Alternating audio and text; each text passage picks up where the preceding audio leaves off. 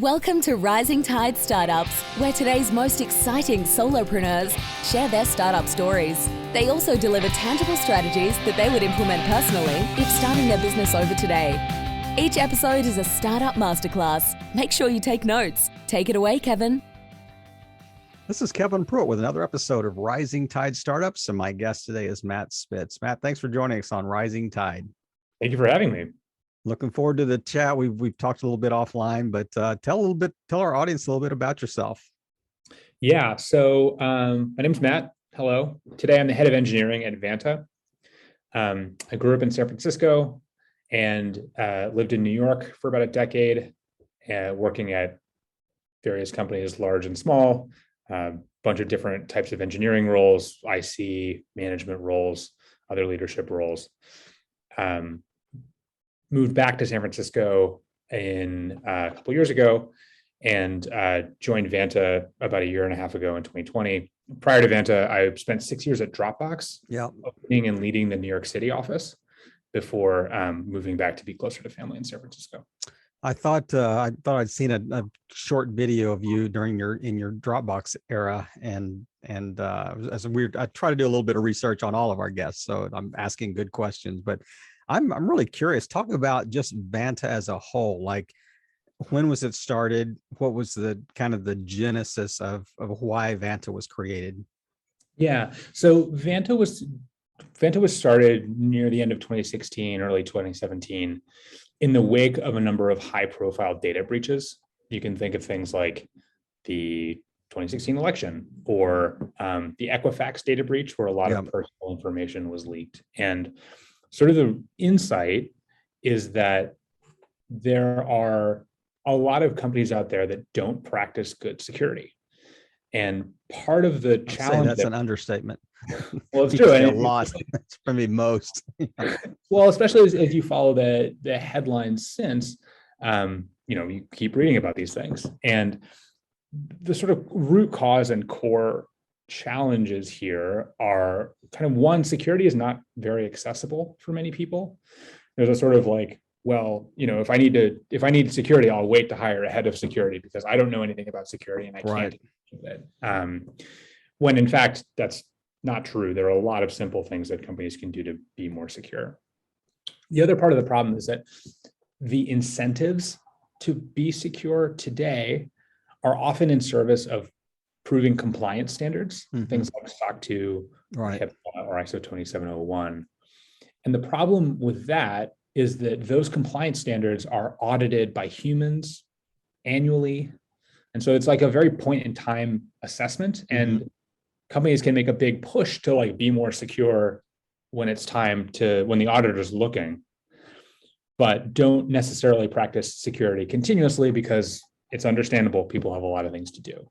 And so with the combination of security means securing your entire company's surface area, and the fact that the incentives in security today are such that many companies don't practice it unless an auditor is looking, means that many companies are vulnerable to potential data breaches or attacks. And we see that. And there's a lot of sensitive customer and company data that's out there in the form of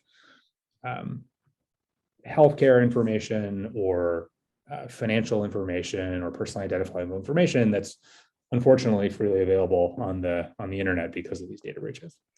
I have a feeling that it's one of those services that it's not sexy. It doesn't, it's hard to say this is going to generate revenue, so to speak. It's almost like a safeguard. So it's like one of those things. We will do it when we have budget for it. We will do it when we have budget left over, when we have some excess cash, when we see a real need. We haven't grown to the point that we're even a target yet. I mean, I could just imagine a litany of excuses why, companies would choose not to have that and say, yeah, we tick that box once a year when the feds come by to check on that. So what is it a steep learning curve to kind of explain the value to companies or to show value?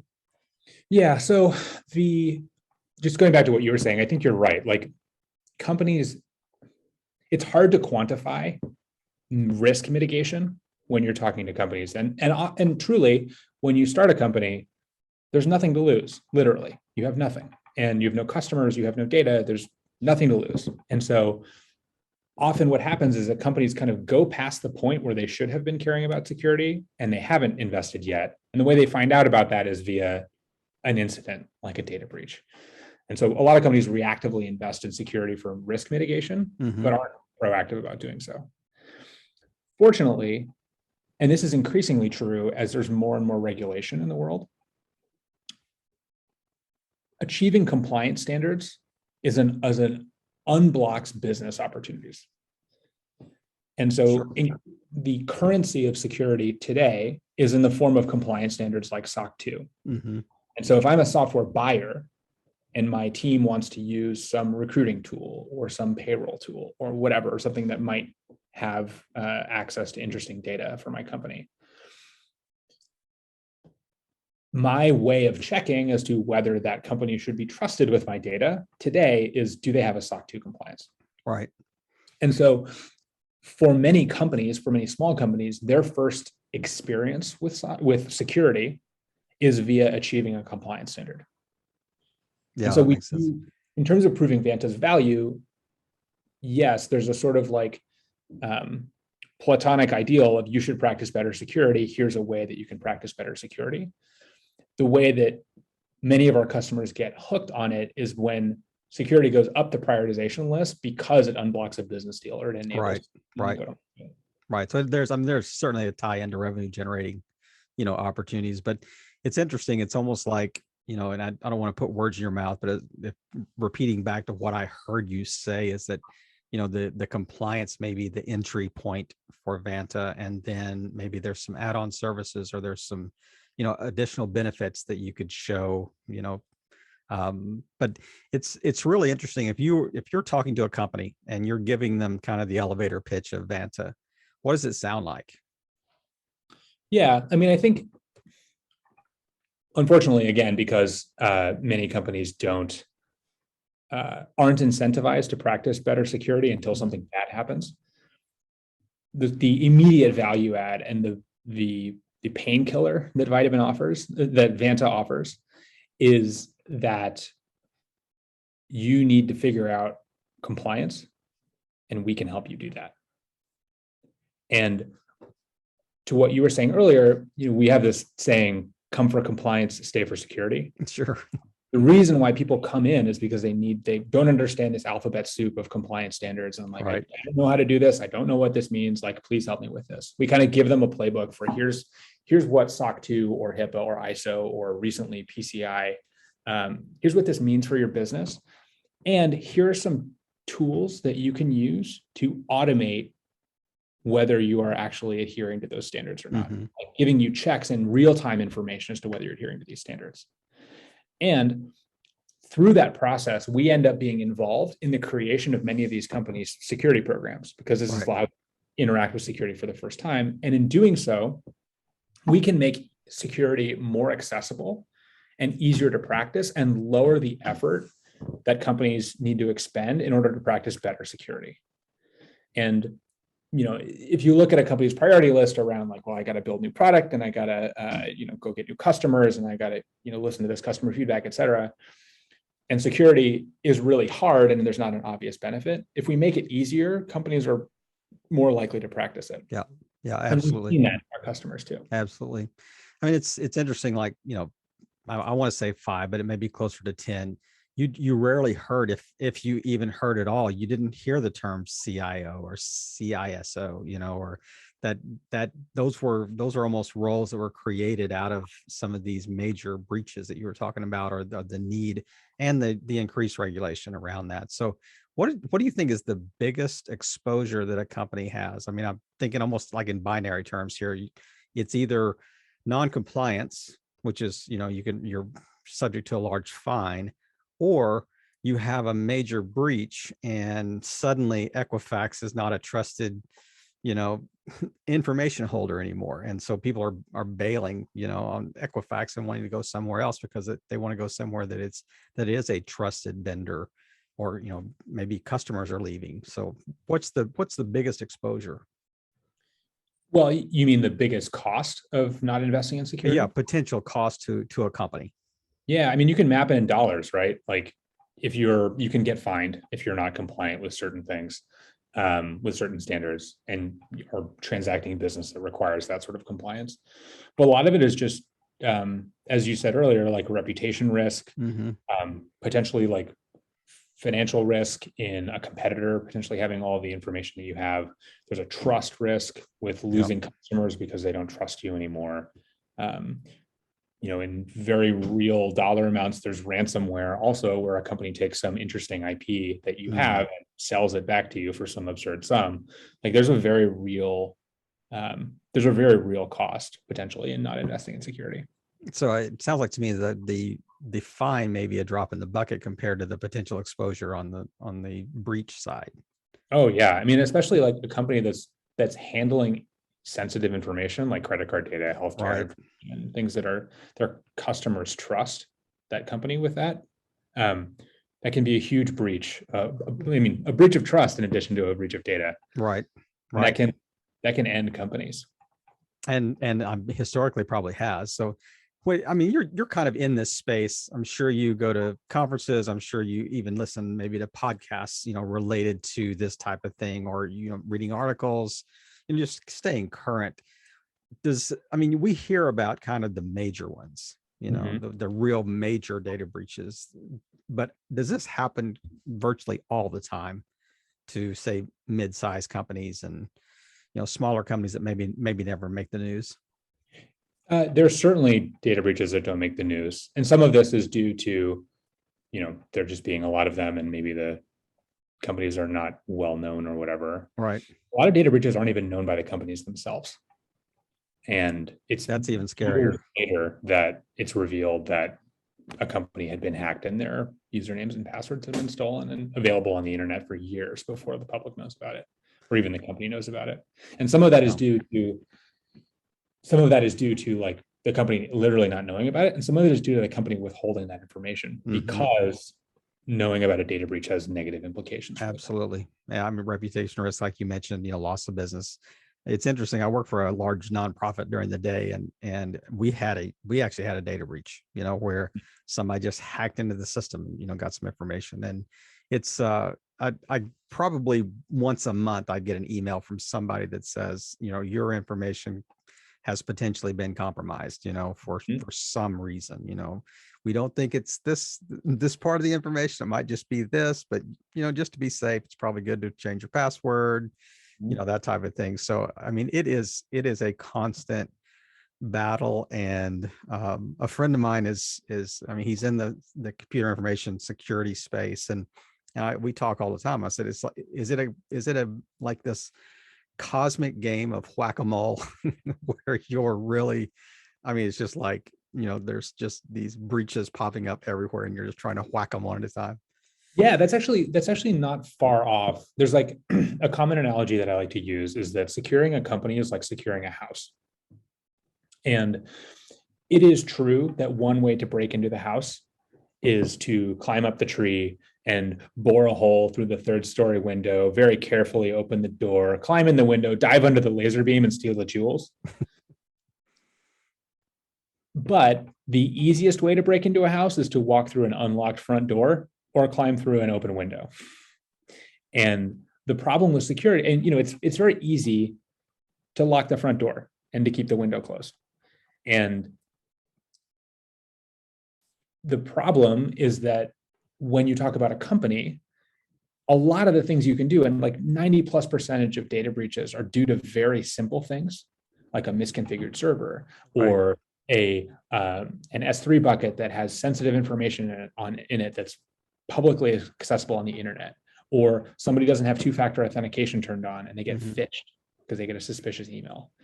Like all of those are relatively simple to explain and they're relatively simple to close. But this house has 150 front doors. Exactly. And helping a company first understand what those potential risks are to their system, and then also offering them the tools to help keep the doors closed is a major value add and a major source of peace of mind for many of these companies, to just eliminate the first 90% of reasons why a company might get hacked or breached. I mean, do you feel that companies expect you to have 100% protection, or do they understand that, there's always going to be something new, that might somehow breach the walls, or, from what is the expectation of companies that hire Vanta? Yeah, I mean, I think, well, so what we do is we help companies monitor their own security posture. And it's, sort of, we apply sort of an 80-20 rule where an insight is that a lot of companies look very similar today. They're using cloud tooling. They're not building things in their own data centers. Right. They're hiring people potentially in a remote first environment rather than physically securing servers in their office in a closet. We're talking about securing the data that they have on AWS or GCP or Azure or things like that. And because of that, and because those cloud services have APIs, we have an ability to monitor a good portion of that company's security posture. Mm-hmm. We aren't able to monitor everything, but at least we're able to monitor a very common surface area for companies. And we can't tell companies about things that they don't give us access to, or that we can't have access to. Right. But in many ways, like, the biggest things you need to secure are your people and your infrastructure. And we have pretty reasonable coverage on that to kind of help people make sure that the right people have access to the right data, and that where the data is stored is not misconfigured in such a way where someone can easily get access to it. I mean, does Vanta have its own exposure? Oh, absolutely. I mean, I think, like, what would be some of the, I mean, you're the guards around the house. I mean, is your guard shack under assault, or, take that metaphor out a little further? No, sure. I mean, I think, so what's really interesting for me being the head of engineering at Vanta is that I am our customer in many ways. Our customers are people that are leading engineering at small companies that have a lot of priorities, that are growing quickly and have an interesting surface area of attack. Vanta itself has grown 6x in the last 18 months since I joined, in terms of headcount and customers and revenue and all. It's growing really quickly in a great way. And so I get to, as a user of our product, get to have an understanding and provide feedback such that we can help those other 2,000 plus customers secure themselves. Right. And so some of the things that we do, obviously we are Vanta customer, use Vanta to monitor our own infrastructure identity configurations. We've also recently spun up a formal security program and hired somebody to run it. That can, that can handle a lot of things that are not automatable, or something that we haven't productized yet. And some of the great part about that, and again, the nature of the business we're in, is the things that we do to secure ourselves, we can productize and help 2,000 plus customers. For sure. And I'm almost in a beta mark, in a beta test environment, as you can make mistakes on yourself, without creating a breach, that type of thing. But two things I want to kind of drill down on. One is, you've used the term kind of SOC 2 compliance. For the layperson out there, what exactly is that? What does that mean for business owners? Yeah, totally. So as I mentioned earlier, SOC 2 is a compliance standard. It's the sort of currency of security today, where and sort of what I mean by that is that the compliance standard itself is a series of principles. Things like you hire trustworthy people, you keep sensitive data safe, very, very fuzzy things. I think the standard was written in the 90s or something like that. And the exercise of getting SOC 2 compliant is to take these principles, understand how they apply to your company, and then work with an auditor to prove to that auditor that you are demonstrating these principles. Right. And before Vanta, what that looked like was hiring a consultant to come in and kind of explain what is SOC 2, go on a vision quest with you, and help you understand the possible controls that apply uniquely to your business. And then sort of direct you towards the sort of evidence that you might use to prove that you're adhering to controls. And that evidence comes in the form of screenshots and spreadsheets and things like that, such that a human auditor can look at all that information, all the information that you provided at a point in time. They're evaluating it at a point in time. They're not going to look at everything. If you talk about two-factor authentication, they're not going to look that all 200 of your employees have it. So they'll ask about 5, right. just to check. It's like an audit. Yeah. Like a financial audit type thing. Exactly. And in fact, yeah. So, and then they write up a report and they give you a stamp, and then you get to use that stamp to go prove that you are, that you have good security because this auditor says that you're SOC 2 compliant. And is this annual, this every 5 years? What's kind of the time period there? SOC 2 is annual. So now do you become, I guess, in some ways, like the de facto security, are you the CISO of a company out there potentially if they don't have that? Does Vanta play that role? I mean, I think a better way to put that, I think so sort of, yes. I mean, I think that like what the role of a CISO does extends beyond what any particular product can do. Mm-hmm. However, I think one good analogy on this is that there are many HR platforms out there. Gusto is an example that you can onboard employees, do payroll and benefits and things like that. They don't replace an HR team, but they can help delay needing to hire an expert there. Absolutely. Because they make those things accessible to people who don't have that expertise. Right. And Vanta makes security accessible to an engineering team that maybe doesn't have experience with security before and maybe doesn't need to hire for that expertise for a little bit. Right. That's exactly kind of what I was thinking, that may be kind of, it's almost like an interim role, before the company can grow into the size that they might need their own internal department. But as we, a lot of our listeners are small business owners and small to medium sized business owners and founders. So talk a little bit just about security. What are the things that they need to be cognizant of? Just in general, just how do you protect yourself in this space? Yeah. And I think I'm happy to go into that. I think especially for small business owners, a lot of the practices and decisions that you make early influence the ability to have a strong security posture in the future. And I think sort of in contrast, what ends up happening is a lot of companies don't think about security from the get-go. And when they have to, or when they get breached, then they have to kind of like unearth and undo a lot of work in order to make processes more secure. Whereas if you design them with an eye towards security in the first place, then you wouldn't have to worry about it in 2 years when you actually have serious security risk. That is a good word. Some of the principles that I would share in terms of like thinking about one's security is, one is just centralizing the surface area for your risk. The principle here is like, it's easier to secure one thing than it is to secure 100 things. And so if you're using something like single sign-on, using Google or Okta or whatever, now there's one place where people have access to something or not have access to something. And you can turn people's access on and off centrally, rather than having to go into all of the accounts that they may have access to when they leave the company. Is that Azure? Because Azure kind of the same system like Microsoft Azure? Microsoft has Office 365 for one login, for a single sign-on login. But like Google sign-on or Okta or Office 365, those are all identity providers that can centralize ownership. Right.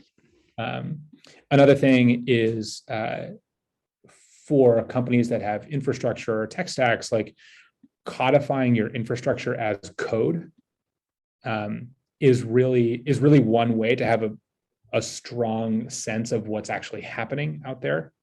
And maybe just to explain that. Yeah, I was going to ask you, you went all blockchain on me there. No. Don't worry about that. So, for example, like AWS is a tool that you can use to like spin up servers that you're running for your production infrastructure. And they have a little tool that they have a web interface that you can use to like click buttons and make your S3 buckets private or public, and spinning up new instances and things like that. And that's great, but it's really easy for it's really easy to accidentally introduce security vulnerabilities. And unless you go back and look at the configuration for all of those things all the time, you're not going to spot the issues. Right. And a tool like Vanta can sort of inspect your configuration and kind of make sure that things are behaving as you expected and configured as you expect. But there are tools that you can use to codify your expectations even before they're deployed to Amazon. Things like Terraform or CloudFormation.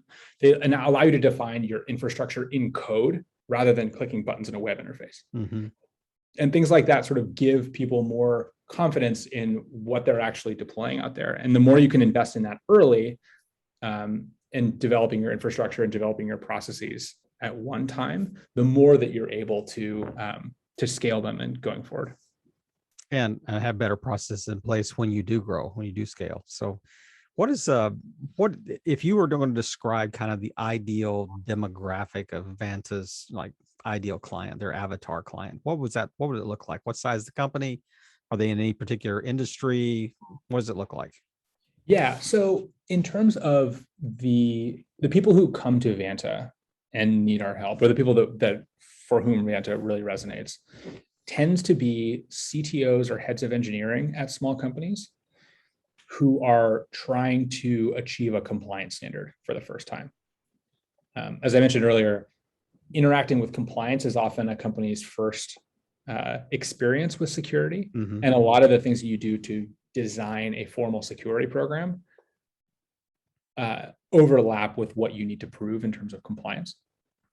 And so these companies tend to be on the order of 2 people to 200 people, maybe, before they need to start interacting with this stuff. They tend to be just because of the size, tend to be relatively newer companies, which means they're running on more modern tech stacks. Right. More usage of AWS rather than servers in the closet or Mm-hmm. data centers and things like that. The companies that get the most out of Vanta are ones for whom we can connect to a lot of their data. And the more of their data is expressed in cloud services that have APIs, which is true. That's a trend that's where the world's going. But the more companies that have, more companies for whom their security surface area is expressed can be queried via API, the more we can pull information about that and verify that security posture. You keep using the word Vanta, the tool of Vanta or the software or whatever that is. So is this an off-the-shelf solution? Are you consultants? Are you, is it all the above? I mean, we're kind of a one-stop shop for this. I mean, we've got humans, we have, software, we've got, product, apps, whatever it is. I mean, describe Vanta kind of in a nutshell? Yeah, for sure. So everything is centered around the product that we offer. And the product fundamentally is a piece of software that's a single pane of glass that gives a company visibility into their security posture. Regardless of systems, size, whatever. To the extent that we have visibility into the information you've provided us, whether that's through APIs or documents that you've uploaded, we can centralize that. And so things like automating employee onboarding and making sure that people encrypt their hard drives and accept security training and do background checks. Like we can track all of that and surface it in the product. For things like infrastructure configuration or making sure that people are offboarded correctly. Like if we detect issues, if our tests fail, you'll see that in a dashboard and you'll get notifications. It's all sort of built around this product.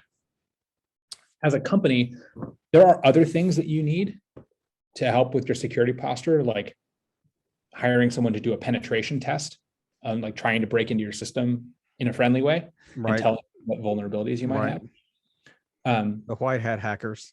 Right. And some of that, that is something that we have relationships with the companies that can provide those services. And we help a company set up their security program, but the product that we offer is a really big part of it and the sort of center place where everything happens. Right. And are there partnerships out there? Like if you do discover, breaches, if you do discover some issues or whatever, you have other companies that you can kind of bring on board alongside you that might specialize in solving those issues? Yeah, and we partner with many of those companies. So Right. often our customers come to us and say, hey, I don't know anything about security and compliance. Can you help me with this? And we say, yes, here is our product. Also, if you need a penetration test, here's a series of vendors that we can help with. If you need help sort of running your security program and need consultants for that, we can refer business to other people. We want to be the one-stop shop for company security and compliance needs. Another episode in the books. We hope you heard some great takeaways. Don't forget to subscribe and leave a 5-star review on iTunes and YouTube. As always, thanks for listening to Rising Tide.